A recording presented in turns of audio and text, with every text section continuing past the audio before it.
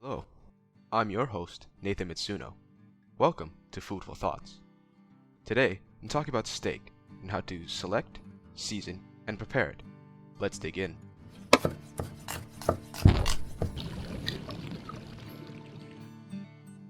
For any cut of steak, whether it's a ribeye, filet mignon, or T-bone, you want it to have a decent marbling. That is, the small white lines in steak. When choosing a cut of steak, you want to have a lot of marbling because that helps with retaining the flavor. Along with the marbling, a good steak has good seasoning. I like my steak with garlic salt, pepper, garlic powder, and onion powder, which is a dry seasoning. Another method for seasoning is the use of a marinade, which is when the steak sits in a flavored liquid to gain flavor. There is also those who combine both marinating first, then using a dry seasoning after.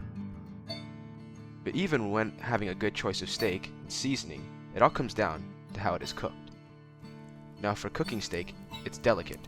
Too long on the pan or grill at a medium to high heat can ruin the steak with overcooking it, and too short can leave the steak undercooked.